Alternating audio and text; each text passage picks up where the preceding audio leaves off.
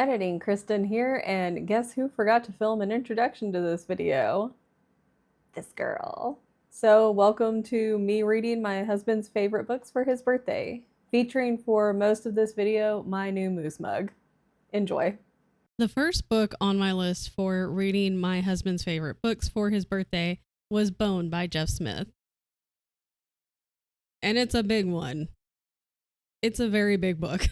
It was quite the undertaking. There are 9 books total. This is a complete volume edition. I became so immersed in this book again as a reread that I'm not surprised, but I am surprised at how little I actually remembered from my first read about 10 years ago. This is going to be a spoiler-free review because as much as I enjoy talking all the details about the books that I read, I do want people to be able to have the chance to read some of these books that I've read for the first time and go into it with very minimal knowledge and no surprises and just be able to experience it. I first read Bone about 10 years ago, and I think this was my first graphic novel. Had never read anything like this before. And Thien was like, I think you'll enjoy this one. He lent me the book for the weekend, and I had it read probably well within the 3 days.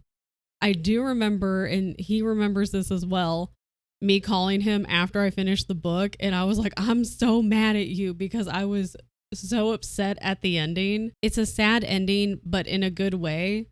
And I was just so upset at the ending of the book and I had to just immediately call him and tell him that I was upset at him for making me upset for reading this sad book. This book focuses on 3 cousins, and they end up being chased out of their town called Boneville, and they end up running into a forest where they get separated, they get lost. The cousins end up finding each other, and they meet these 2 other characters, Grandma Ben and Thorn. After they meet Grandma Ben and Thorn, the 3 cousins are trying to get back to their hometown. They're trying to get out of this valley, out of the forest. No one has heard of Boneville, so that's not helping. But along the way, they get pulled into this adventure with Thorn while she discovers who she really is. There's a bigger issue in the valley, and it's got dragons, it's got rat creatures. We love the rat creatures. We're not supposed to, but I do. Shout out to Bartleby. They get looped in to this overarching adventure, and they have to help Thorn. They have to help Grandma Ben. They're trying to help save the valley. It's got adventure. It's got humor. A couple of times have already broken my heart, and I knew the end was also going to tear me apart, so I knew at the very end it was also going to wreck me. This still, to this day, is one of my favorite books, and I hate that it's taken me 10 years to reread it, but in a way, it was kind of nice because I actually didn't remember really anything from my first read through. I had bits and pieces that I could recall, but as I was reading, I was like, I don't remember any of this. So it was basically like a fresh read to me. And this is a book that I highly recommend. I think this is technically YA because there are some darker themes that get touched on here and there. This is really for anybody. I highly recommend. This is a 5 out of 5.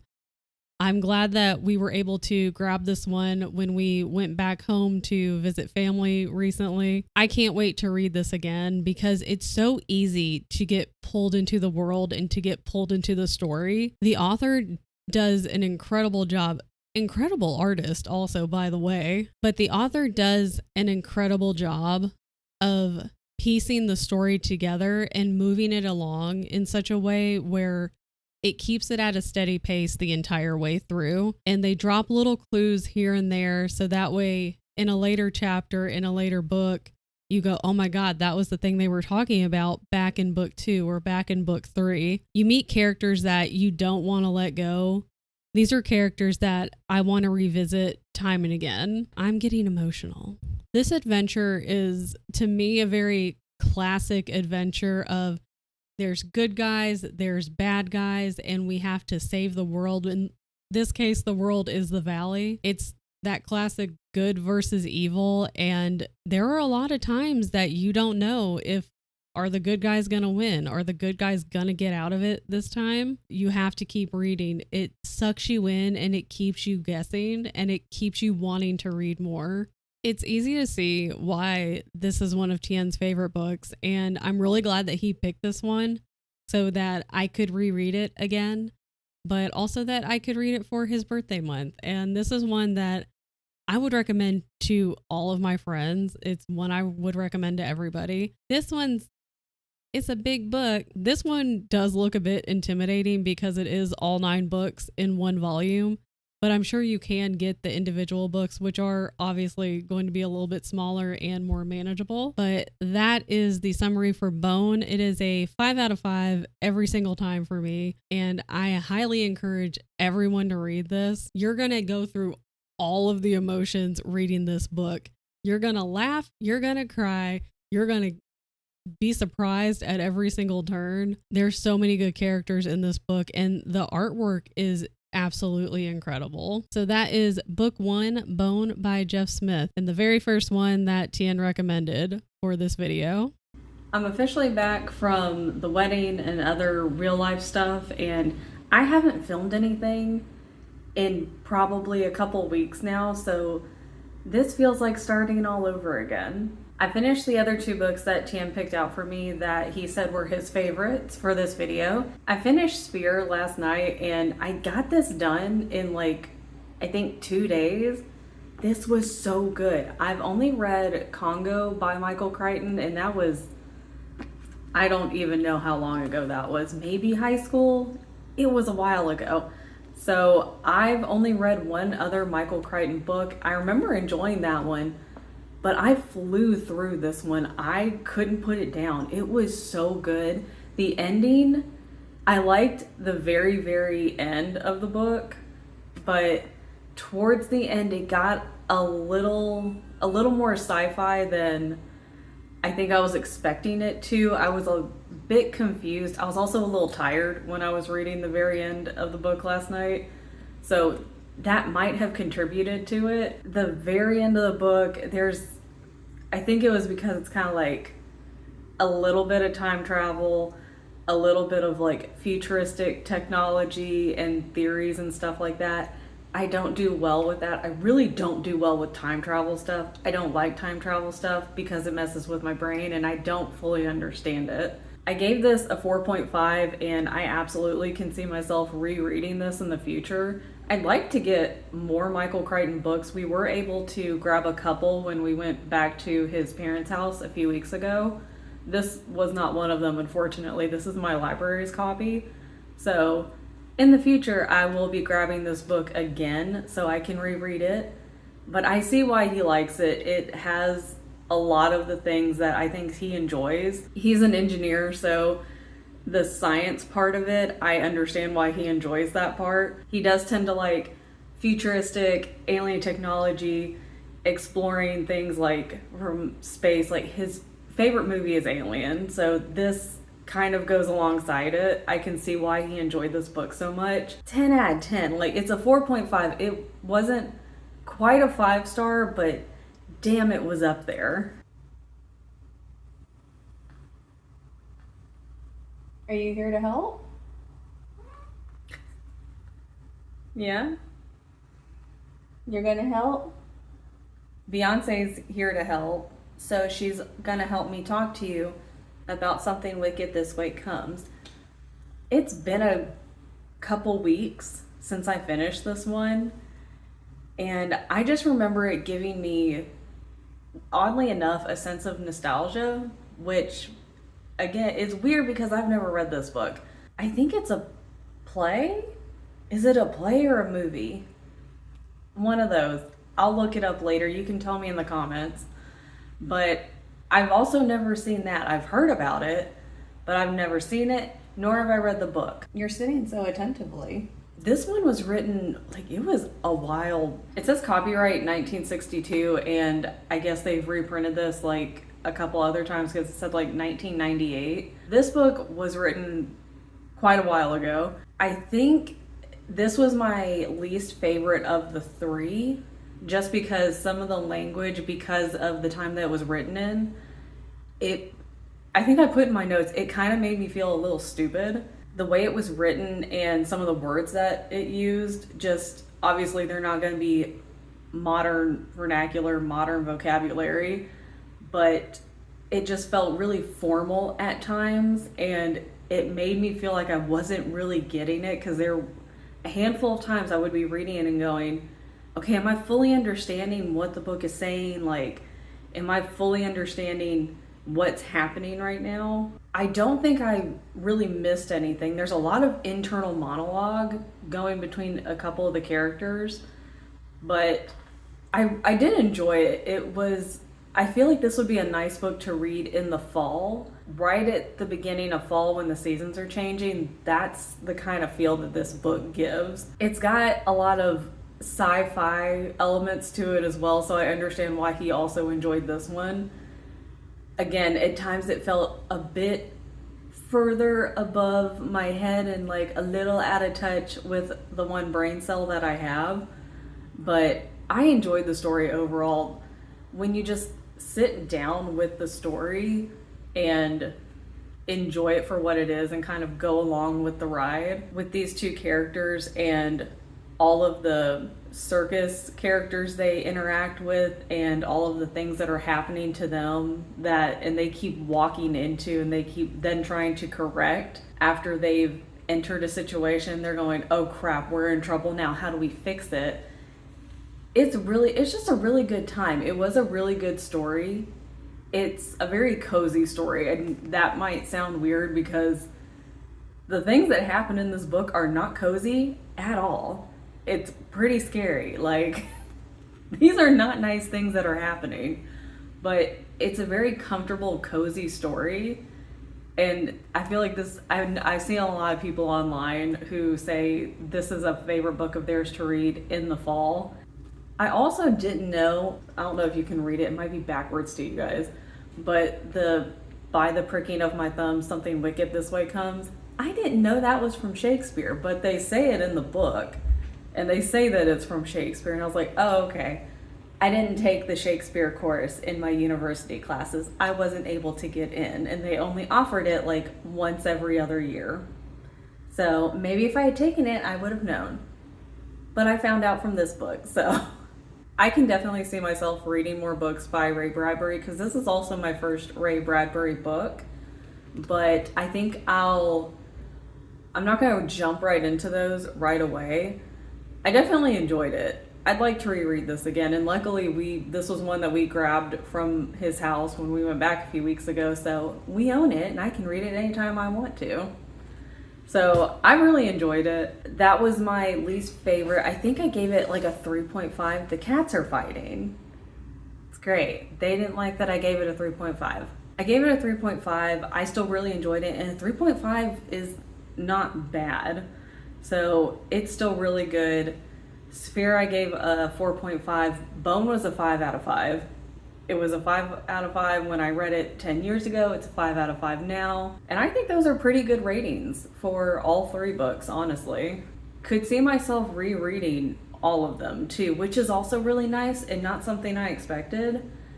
Especially for Sphere, because I'd like to read more sci-fi, but it's not something I naturally gravitate towards. And when I read the summary of the book, it sounded really interesting, and I knew the one book that I had read from Michael Crichton. I was like, well, I enjoyed his writing. I'll probably enjoy this book as well. I already wanted to reread Bone while I was in the middle of reading it. It's just so good. It's one of the best things I've ever read. And then Something Wicked This Way Comes really feels like a nice, cozy introduction to fall and the changing of the seasons. So I'd like to read that one again. And then Sphere it wasn't fast-paced necessarily, but so many things happened. I was reading, like, when I first started it a couple days ago, I sat down, I was like, okay, I'll read for like an hour. Sat down, started reading, I was like, okay, I'm gonna check the time. It's probably been like 30 minutes. It had been an hour. Didn't know where the time had gone. And then I was like, okay, I'll read to page like 200 or whatever I was aiming for. Another hour flew by. I got so sucked into this book, and didn't want to put it down. I had to force myself to stop reading it a couple of times so I could like get ready for bed, so I could take care of some chores, because otherwise I would have just sat there and read it the entire day. It's just so engrossing, and I didn't want to put it down. And I really enjoy that type of writing because it was easy to digest and you didn't want to stop. You wanted to know what was going to happen. Because there were a couple times I stopped after a chapter and I was like, I'm right in the middle of like all this crazy stuff happening. Why am I stopping right now? I didn't really take any notes, not only on any of the books, but for any of this either. And honestly, I kind of just enjoyed asking him what his 3 favorite books were and then just reading them and enjoying the books that he enjoyed when he was younger. And I can see in each book why he liked them so much. We're not doing a deep dive. It's still too early for that. This is still my first cup of coffee. So the brain cell hasn't kicked on yet. Each one had kind of a journey that the characters were taking, and they had fantastical elements that were a little more, well, Sphere and Something Wicked both had sci-fi elements to it. Bone, not so much. That was just pretty much a straight fantasy novel. But they were all so different from each other, but they definitely had elements that he's going to enjoy. And I really enjoyed this. This was a lot of fun. I should ask him more often, like, what books he likes to read. Because he had a ton of books. When we went back to his parents' house, so many Stephen King books, first of all. A lot of Anne Rice books as well. And we're eventually going to have his parents ship all of those over to us. So we're going to have a lot more books in the house. So the library is going to grow. I really enjoyed this. There's not going to be any deep dives. There's not going to be a lot of like, well, these elements of this book and that's how it relates to his personality. We're just reading books. We're enjoying the books that my husband read when he was younger. I'd recommend all of them. I think every single one has... What are you doing? Ignore my cat in the background. If you don't read any other book, read Bone. If you're like, I don't really like sci-fi, I don't really like horror books or like kind of thriller books, read Bone. Bone will break your heart, but it's a damn good book. That is the one that I recommend.